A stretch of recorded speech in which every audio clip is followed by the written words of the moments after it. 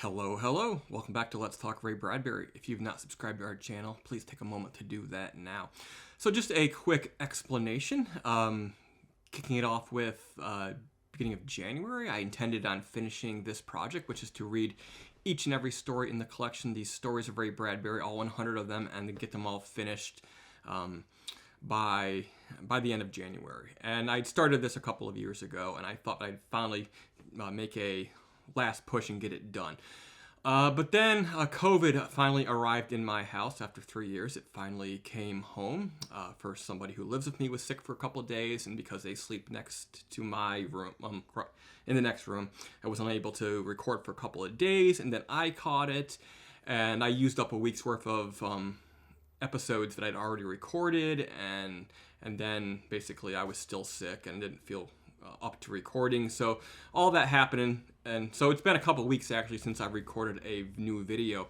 But I want to continue this today, and we'll get it done sometime in February, I promise. Today's story is A Piece of Wood from 1952.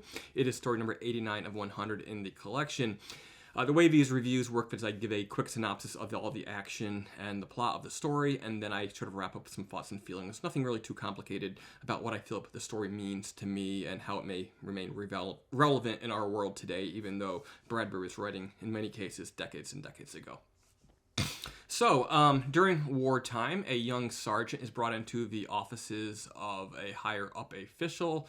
The official says, "I've been watching you since you got here, last 7 months or so, and I think maybe you're overstressed, maybe you're bored, whatever. Maybe you need a change of scenery. I could send you to one of the other areas of the war around the world elsewhere." It's been a 17-year-old war, for that matter. The young man, Hollis, begins talking about what would it be like if they could suddenly make all the weapons rust away and make the tanks sink into the asphalt. And it wouldn't be a glorious thing if we could make an end to all the weapons of war. And, it seems like they're just theorizing, talking theoretically at first. But then the official gets a little bit alarmed, and he asks Hollis if, do you ever have delusions that you're Jesus Christ? And Hollis is like, no, I'm pretty healthy here. And the official becomes nonetheless alarmed, and he hastily scribbles out with his pen a pass to go see the camp psychiatrist, Dr. Matthews.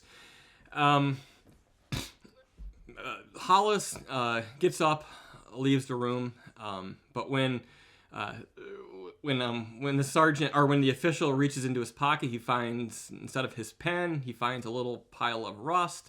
And then when he reaches into his desk, instead of finding his pistol, he finds another pile of rusted debris where the gun should have been. He calls out to the gates. He's quickly learned that this whole thing is real. And he, before Hollis can go out and destroy all the weapons of war, he calls the gate and asks them, can you stop this man? But no, it's not. My guns are gone. I can't shoot him, sir. So finally, the sergeant, he grabs one of the chairs in his room, breaks it apart, pulls the leg. He's basically created for himself a club or a spear, and he goes after Hollis himself, having found a new way to kill, even without the weapons of war being available to him. So it's the classic. If you wish for world peace, would there be any unintended consequences question? Here, young Hollis reveals that he had created a device that could turn weapons to rust and make tanks and other big munitions sink. And he talked about even making the bacteria in biological weapons sort of go inert and die within their casings.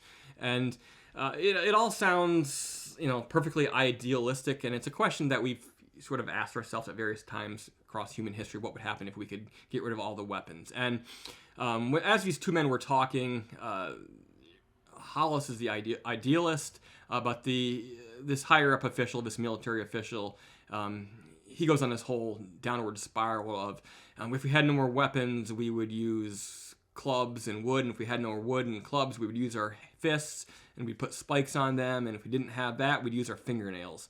And he basically, at all costs, believes that war is always going to continue, that there's no peace, and he's sort of in the war business, so you almost sort of expect that. And this is very much relates to, I think, the struggle across centuries, but particularly in the 20th century, counterculture movements where you have the young sort of protesting for peace, and the whole hippie movement, and, you know, make love not war. But you have these war pigs, if you will, to use a term from Black Sabbath, insisting on war and sort of not believing that the world can change, and sort of creating these conditions of war, and basically, but then sending the young men off to do the dying while they're sort of remain in the safety of their bases and their places of power, their offices in Washington or wherever the capital for that particular country might be. So it's very much about that. But I also think this very, not so subtly, Bradbury's also talking about the intersection of religion and technology. This official thinks that, you know, this kid's crazy. He must think that he's Christ, you know, and he thinks that he's going to save the world, and he can turn water into wine, and all these miracles. But actually, we find that Hollis has used his brains and technology and science, and he's used it to create this device that will harness the water and attract it to these rustable elements and cause them to immediately break down into their component parts, into piles of dust. Ashes to ashes, dust to dust, if you will. You know, but I think it's definitely Bradbury was making some slight commentary about religion, and even I think the name Hollis sounds almost like the word holy, so I think that's probably intentional as well.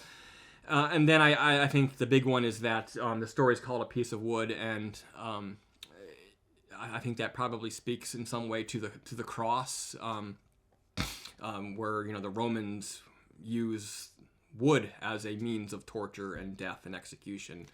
So I think that's definitely, I would say it's probably deliberate on the part of Bradbury. If not, it's a happy coincidence that I think really works in the favor of this story. So, final verdict. I think it's a clever little Bradbury take on a cliched question about could you bring an end to war by removing the weapons of war? And I think question's been posed many, many times, sometimes half-heartedly, sometimes seriously. But Bradbury, he has this way of taking these little cliched elements and making them sort of literal into meaningful, powerful stories, and he certainly does that again here. But all in all, it is a rather minor story, I would say, among the Bradbury canon.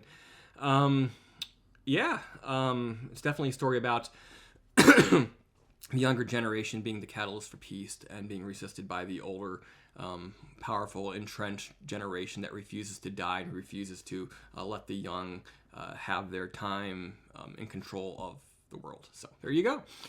All right, the next story will be The Blue Bottle from 1950, which is story number 90 of 100 in the collection, The Stories of Ray Bradbury. And I promise you I'm going to get this done in February. So thank you for tuning in, and I will see you again soon.